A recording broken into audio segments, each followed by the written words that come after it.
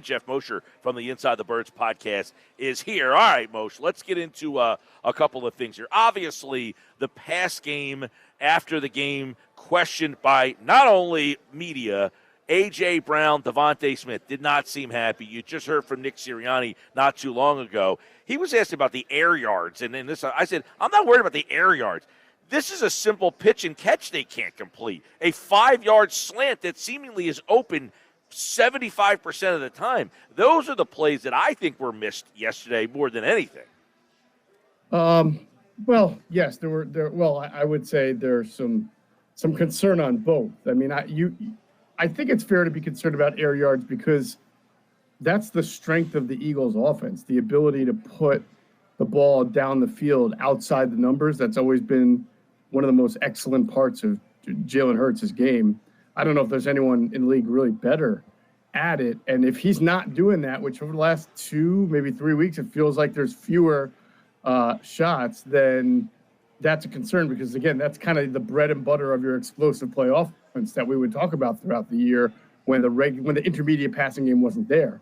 But then, yes, I do feel like with the fewer passing and then with stuff that's over the middle or there that he's not pulling the trigger on, combined with not driving the ball down the field, that makes it a tough situation for the offense. Yeah, listen, I mean, I think big picture, I feel better about him. Like, you're not going to have every week, you're not going to hit big plays down the field. You're going to have days where you just aren't, you're not making that throw.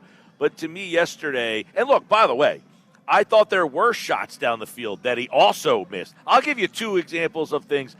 His biggest play of the day to Devontae Smith, he threw it to the wrong guy. The bigger play was to Calcaterra. Calcaterra is open in the middle of the field who can get more yards after the catch. Now, it turns out to be a big play. There's multiple plays that he actually took a check down to Dotson, and he's got Brown wide open down the field. And you're thinking, Brown's got pink shoes on. You can't miss the guy. How do you check off of 11 to throw to 83? So there were some air yards, big plays that he did not get yesterday. But to me, somebody asked today, I think it was, who was that? Bob Brookover, maybe. Is he still on the beat, Bob Brookover? Yes, he's back on the beat, yeah. Okay. It sounded like him, and his name was Bob. I'm listening on the, hey, Bob and then Jim, you're up next. Okay. So he asked the best question. A.J. Brown is seemingly open on every play. Yeah, if you watched the game yesterday, he was open every play. And you're like, what are you not seeing here? So yesterday's game was the first time when I was really like, man, he missed a lot of guys open, specifically the best guy. Yeah, so I have a lot of answers for that. I'll try to work backwards. So your last statement yesterday was the first time. I would say that in my discussions with you, Adam's discussions with you, and what you hear on the Inside the Birds platform is that actually we've seen quite a bit all throughout the year. Real quick, I do agree that we've seen him miss. Yesterday was perpetual, it felt like. Yeah, that's fair because they're throwing the ball less now. So the ones that he misses are really more glaring and obvious because, again, you're not seeing the downfield explosive element that kind of covers up that. What you said about the play to Devontae Smith that should have gone to Calcaterra is another example of something we've seen and talked about a lot on Inside the Birds. And it's a difficult conversation to have because we've also talked about this with Greg Cosell, who talks to a lot of coaches as Adam and I do. We ask, what happens when you have a quarterback who doesn't see it the right way, but then freelances and makes a better play out of it? You say, well, good play, Jalen, or good play, quarterback. And I get why a coach would say that because it's a big gain and it helps you. The question you have is the sustainability of it. You don't want a situation where you're passing up a lot of plays and relying on too much off structure to be your game because that stuff can catch up with you. I'm a little concerned about some of his answers and the mindset. The one you mentioned that he checked it down to Dotson when he had A.J. Brown open. It's like the second play of the game. Yeah, he went through it really interestingly, saying that J.C. Horn was the cover corner there in a cover 3, and he was sort of falling off, meaning he could have retreated. If Jalen throws the ball, maybe J.C. Horn retreats and makes a play on it, and you don't want to be baited.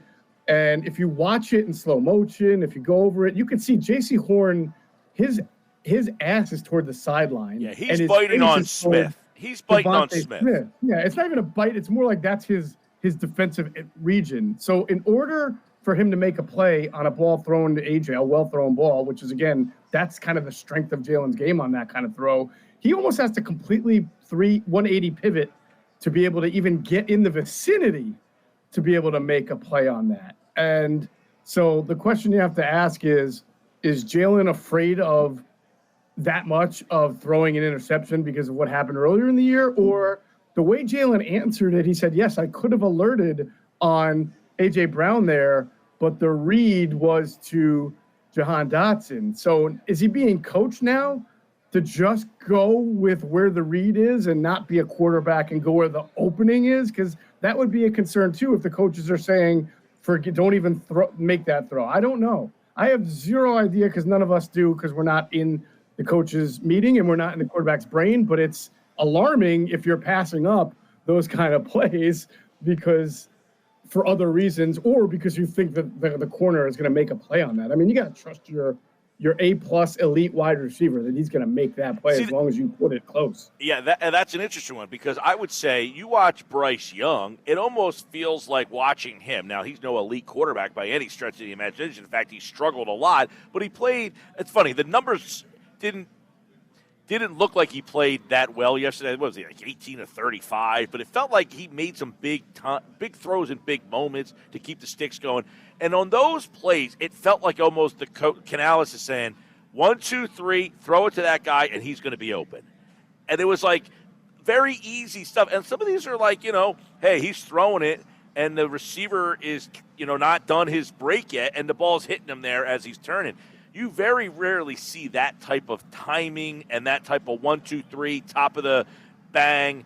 And I'm like, man, Bryce Young is making a throw, a 7-yard throw where the guy's turning and it's getting to him, and your guy can't make that throw.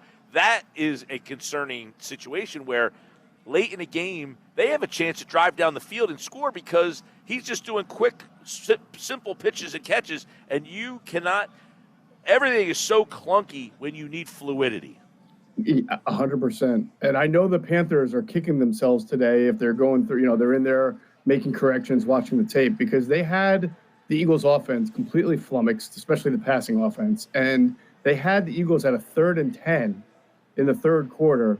And their pass rushers, their edge rushers, Wanham and I can't remember the other edge rusher's name for whatever. They rushed up the field way too fast. Like, when you're playing against Lamar, which the Eagles did a great job of last week, and when you're playing against Hurts or Josh Allen, you can't really rush full throttle the passer because then once you get past him, he runs up the middle, right, and whoever it is.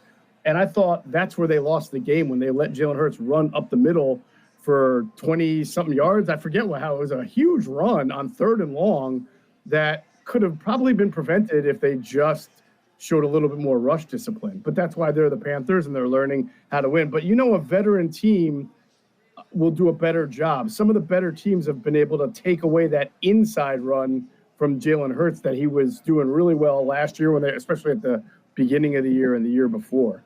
So if they don't get that play, Mike, then we're really talking about some offensive pitfalls because that led to a touchdown. Football at 4, Geoff Mosher from the Inside the Birds podcast. I want to get your take on Elliott's miss and how that affected that whole decision that ends up, turning into the sack. And it was just a mess, but those decisions there, how Elliott impacted that kind of whole sequence. Yeah, I mean, he's clear. Nick Sirianni is clearly now coaching to a lack of confidence in Elliott, or else he wouldn't have punted in that situation in the fourth quarter and probably would have gone for it, right?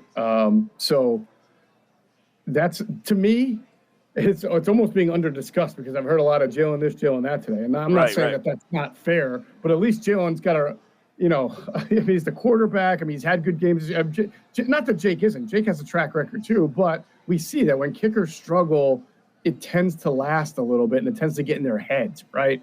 And you just can't feel confident about the Eagles winning 3 playoff games if they have to, 2 in a Super Bowl, if their kicking game is not there along with the pass offense. Maybe one or two, but how many Eagles playoff games or big games have come down to a Jake Elliott make? How many Ravens games came down to a Justin Tucker? How many Colts games came down to a Vinatieri? Or the same thing with the Patriots, or Vinatieri or Sebastian, or no, not Sebastian. What was his name?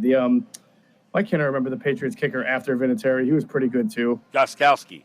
Thank you, Steven Gostkowski. So if you're telling me that in the playoffs, the Eagles are going to get a sporadic pass offense and an erratic Jake Elliott, I'm going to tell you they're probably not the favorite to win the Super Bowl.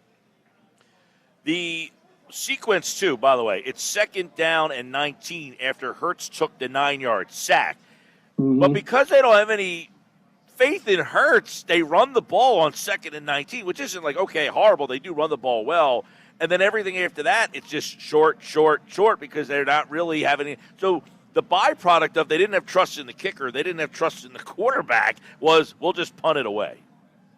Right. And when you're, a 10-2 team, it doesn't feel like that should ordinarily be your mentality, and it hasn't been the mentality all year long. This is not the time of the year where you want to start seeing some regression in some areas, but listen, I know a lot of people have tried to draw a parallel between how you feel about this year's pass offense to how you felt last year's pass defense. And certainly last year's pass defense and 10-2 proved to be built on a house of cards and very easily crumbleable, right? But the difference is the pass defense last year probably overachieved and rode the coattails of the offense and didn't have as much talent as this pass offense has. So in some ways, I don't see a complete implosion, but you got to play the Steelers on Sunday, and they have a great defense. So if you lose in 2 and 3 straight weeks where you're not really loving what you're seeing from your pass offense, then that sort of becomes a question mark really headed down the stretch.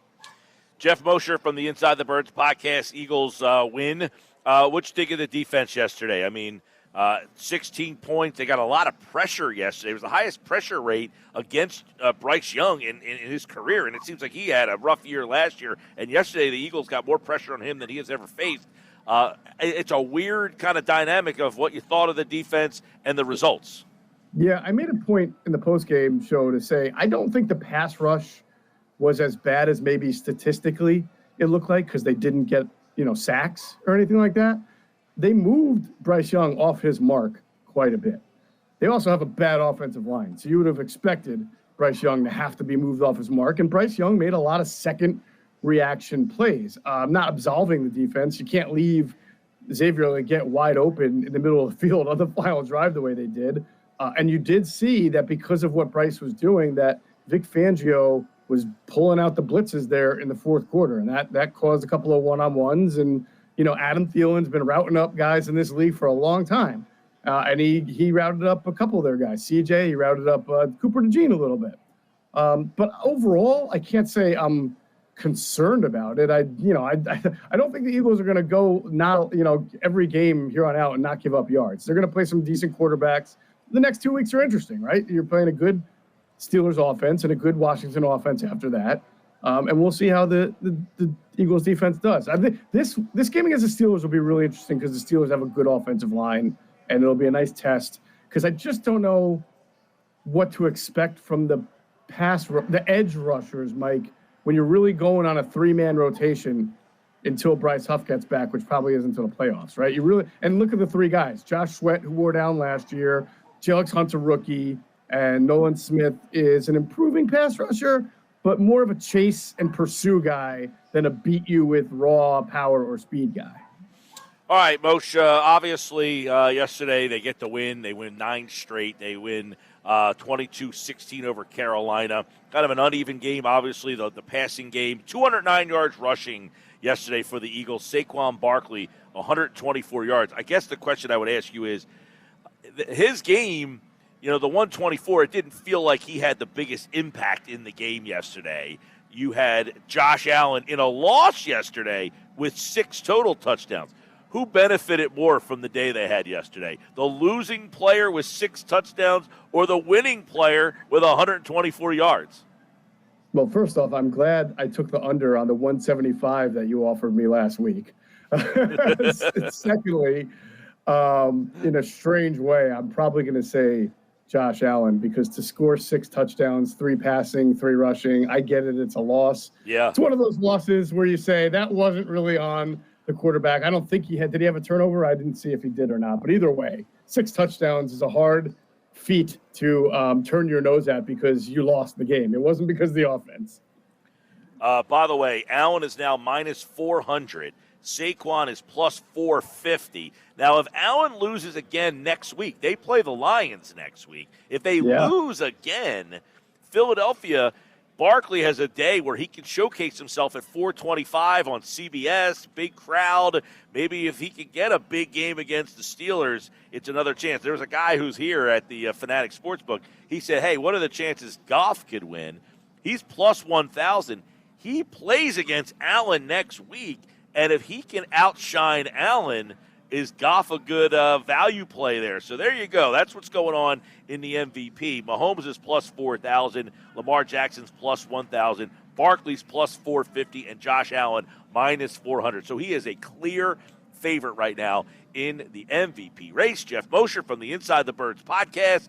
Eagles win. They get ready for the Steelers next. We'll talk about it all week here on Football at 4. Thanks, bud. You got it. Take care.